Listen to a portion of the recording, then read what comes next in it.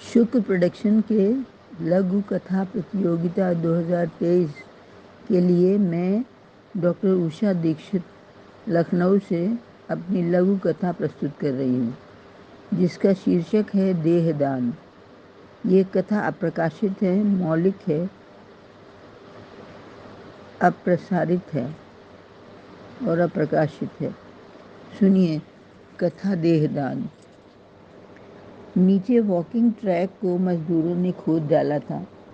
Sewer line डाली जा रही थी। सबने विभा को सलाह दी कि आप ऊपर ही टहला कीजिए, यहाँ चोट लगने का डर है। परंतु ऊपर जहाँ विभा दिन में 2-2, 4-4 बार जाती थी, वहाँ एक माह से जाने की वो हिम्मत नहीं जुटा पा रही थी। उसे याद आया नलिनी का वो प्रथम तल का सूरज से सजा हुआ कक्ष, जमीन पर बिछा हुआ सुंदर कालीन जिसे प्रतिदिन सुबह ब्रश से साफ किया जाता था, एक एक ड्रॉर, अलमारी साफ सुथरी, करीने से लगी हुई मेज, बेड इत्यादि। कभी कुछ बिखरा हुआ नहीं दिखा। कमरे के बाहर ढेरों गमले, सुंदर फूलों व पत्तियों वाले, जिन्हें देखकर नलिनी फूली नहीं समाती थी। विभा के इस आश्रम में आने के 4 माह पूर्व नलिनी यहाँ आई थी। शायद विधाता ने विभा के लिए ही नलिनी को पहले से ही यहाँ भेज दिया था। आते ही दोनों अंतरंग सखियाँ बन गईं।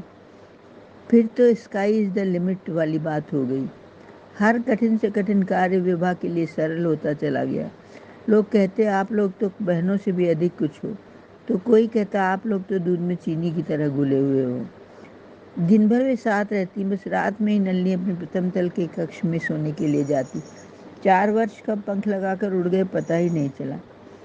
सुंदरता, सहजता, आत्मविश्वास व सेवा भाव से लबरेज नलिनी से कल ही तो आश्रम के अन्य वरिष्ठ जनों को यातनाएं सहते देख उसकी अभिन्न मित्र विभा ने पूछा था, हमें भी यदि 90 वर्ष के आगे जीना पड़ा तो हम क्या करेंगे? हमें भी यदि 90+ वर्ष जीना पड़ा तो हम क्या करेंगे? नलिनी का त्वरित उत्तर था, जिएंगे और क्या, अच्छे से जिएंगे। नलिनी को बस सुनने भर की देर होती कि आश्रम में कोई अस्वस्थ है या किसी को कहीं जाना है, वो तुरंत उसकी सहायता के लिए पहुंच जाती। यही नहीं, आवश्यकता पड़ने पर बेहिचक कमरे की सफाई, कपड़े धोना से लेकर स्पंज करने तक सब हंसते हंसते कर देती थी। गजब का सेवा भाव था नलिनी में। वही नलिनी आज सुबह नाश्ते के लिए लाख द्वार खटखटाने पर भी नहीं खोल रही थी। किसी अनहोनी की आशंका से विभा को खबर की गई।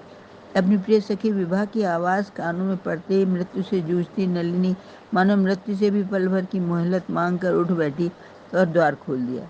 पर वापस वो बिस्तर तक नहीं पहुंच सकी और वहीं बिछे कालीन पर, जो उसके पिछले जन्मदिन पर विभा ने दिया था, धराशायी हो गई। मृत्यु के समय व्यक्ति को भूमि पर लेटाने की प्रथा है। नलिनी ने तो उस सेवा का अवसर भी किसी को नहीं दिया, स्वयं ही द्वार खोलकर भूमि पर गिर गई। मृत्यु ने भी उसे पूरा सम्मान दिया। वो नंगे फर्श पर गिरने के बजाय भूमि पर बिछे कारपेट पर ही चिर निद्रा में लीन होने के लिए धराशायी हो गई। सबको प्रेम और सम्मान देने वाली नलिनी अपनी प्रिय सखी विभा की ओर अपलक देखते हुए अपने जीवन की बची अंतिम सांसें गिन रही थी। डॉक्टर बुलाया जा रहा था, पर डॉक्टर के आते आते नलिनी की श्वासें पूरी हो चुकी थी। अंतिम यात्रा की तैयारियां होने लगीं। तभी विभा को याद आया कि नलिनी ने तो अपना नेत्रदान व देहदान कर दिया था। संबंधित कागज भी उसकी अलमारी में देखने पर सहजता से ही मिल गए। मेडिकल कॉलेज के संबंधित विभागों में फ़ोन किया गया। वहाँ से शीघ्र ही गाड़ी व टेक्नीशियंस आ गए।